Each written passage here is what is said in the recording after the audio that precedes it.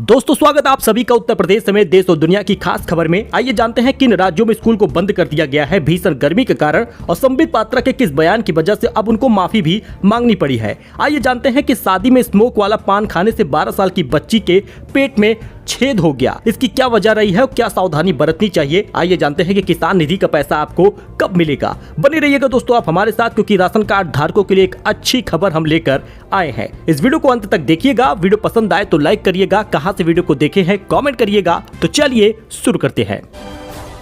देखिए बात करें सबसे पहले किसान आंदोलन का, तो किसानों ने छोड़ दिया है रेलवे ट्रैक। अब प्रधानमंत्री मोदी को घेरने का ऐलान किया है। करीब 1 महीने बाद किसानों ने शंभू के रेलवे ट्रैक से उठने का फैसला कर लिया है। उन्होंने टेंट और अन्य सामान भी उठा लिया है। हालांकि उन्होंने कहा कि शंभू और खनौरी बॉर्डर पर उनका आंदोलन जारी रहेगा। रेलवे ट्रैक से हटने के ऐलान के बाद किसान नेता सरवण सिंह पंधेर और जगजीत सिंह डल्लेवाल ने किसान जत्थेबंदियों के साथ बैठक कर यह तय किया है कि पीएम मोदी का पंजाब में घेराव किया जाएगा, उनसे सीधे सवाल किए जाएंगे।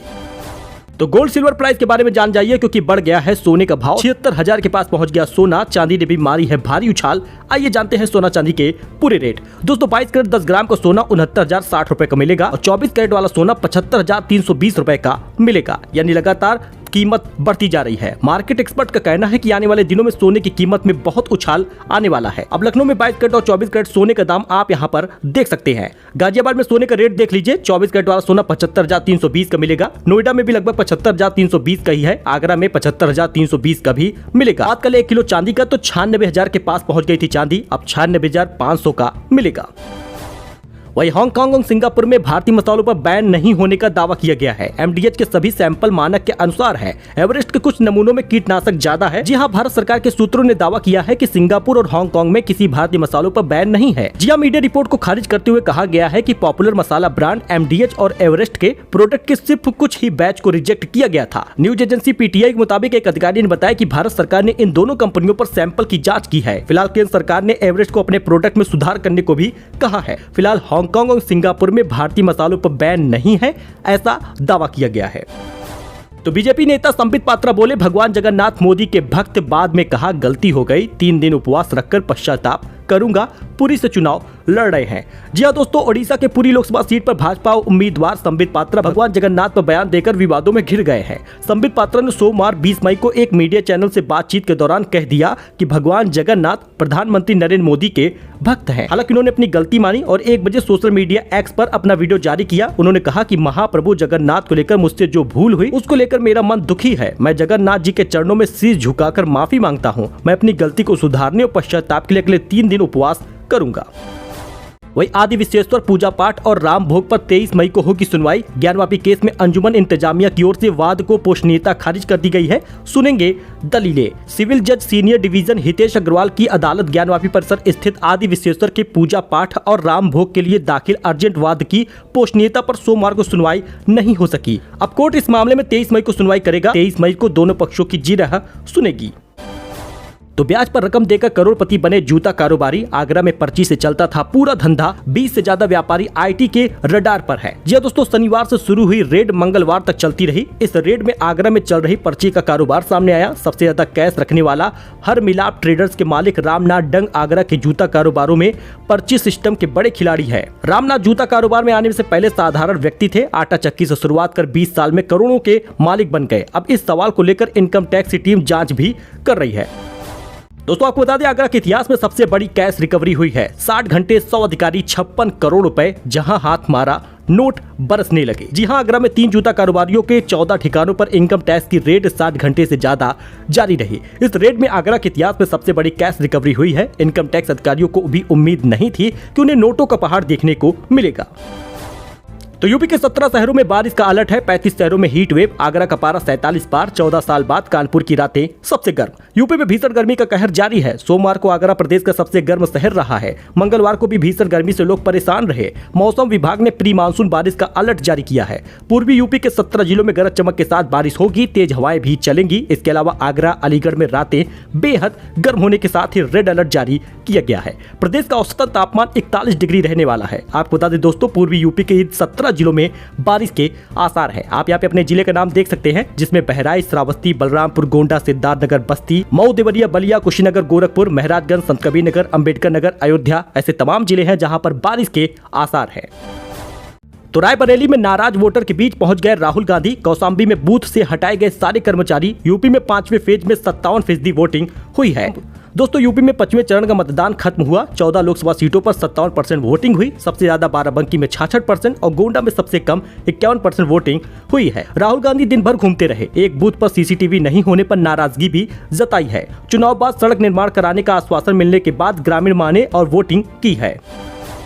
तो आखिर कब आएगा किसान निधि का पैसा? चुनाव बाद आने की बातें बता रहे हैं एक्सपर्ट। जिन किसानों ने नहीं किया ये काम, उनको नहीं मिलेगा किसान निधि का 2000 रुपए। दोस्तों, आने वाले इस नए सत्र में अगर लोकसभा चुनाव सरकार जीतती है, प्रधानमंत्री जीतते हैं, तो 6000 रुपए की राशि जो मिल रही है वो मिलती रहेगी। लेकिन 17वीं किस्त का पैसा किनको मिलेगा, कब मिलेगा, इसे जान लीजिए। पीएम किसान योजना के लाभ के लिए KYC कराना अनिवार्य है। ऑनलाइन निपटा लीजिए ये काम, वरना आपको 2000 रुपए नहीं मिलेगा। 4 जून को लोकसभा चुनाव के रिजल्ट आने वाला है। सरकार किसी की भी बन सकती है। प्रधानमंत्री मोदी भी बन सकते हैं या राहुल गांधी भी चुनाव जीतकर प्रधानमंत्री बन सकते हैं। हालांकि प्रधानमंत्री अगर पीएम मोदी बनते हैं तो 10 जून तक किसान निधि का पैसा आपके खाते में आ जाएगा। हालांकि आपको KYC कराना पड़ेगा। बिना KYC के आपके खाते में पैसा नहीं मिलेगा।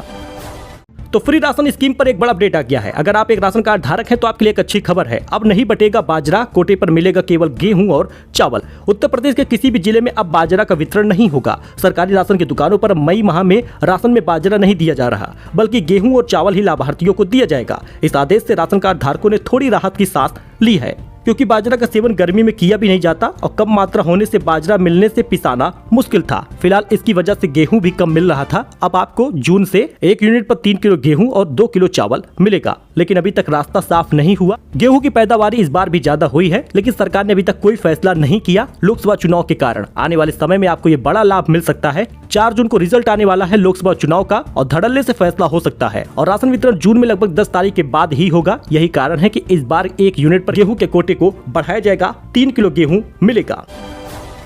दोस्तों, अनचाहे कॉल से अब मिलने वाली है मुक्ति, क्योंकि ट्राई के इस प्लान से स्पैम कॉलर पर लगेगा लगाम। जी हां, अब मोबाइल फोन पर स्पैम कॉल रोकने के लिए आर्टिफिशियल इंटेलिजेंस AI की मदद ली जाएगी। Telecom regulatory authority of India try spam call के खिलाफ बड़ी मुहिम शुरू करने जा रही है। ट्राई के निर्देश के बाद वोडाफोन ने सैंडबॉक्स नाम से पायलट प्रोजेक्ट की शुरुआत की है। इसे जल्द ही पूरे देश में चालू करने की तैयारी भी की जा रही है। स्मार्टफोन का इस्तेमाल करने वाला हर दूसरा यूजर अनजान नंबर और स्पैम कॉल से परेशान रहता है।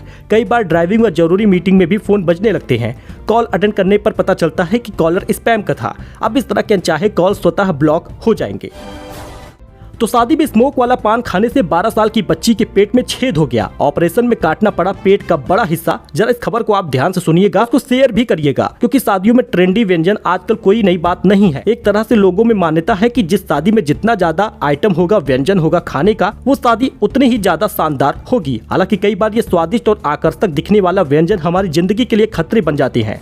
शादी में 12 साल की बच्ची ने स्मोक वाला पान खाया और उससे उसके पेट में छेद हो गया। मामला इतना बढ़ गया कि लड़की का ऑपरेशन करना पड़ा और सर्जरी के दौरान डॉक्टरों को उसके पेट का बड़ा हिस्सा काटना पड़ा। दिमाग हिला देने वाली इस घटना को लेकर शहर में चर्चा बनी हुई है। आपको बता दें, इस तरह के पान में लिक्विड नाइट्रोजन का प्रयोग किया जाता है। ये बेहद हानिकारक होता है। ऐसा आपको बता दें, जब डॉक्टरों ने जांच की तो पता चला कि पेट में छेद हो गया है। जी हाँ, उसके पेट के अंदर 4.5 सेंटीमीटर का बड़ा छेद हो गया। इस कारण पेट का हिस्सा काट कर अलग करना पड़ा।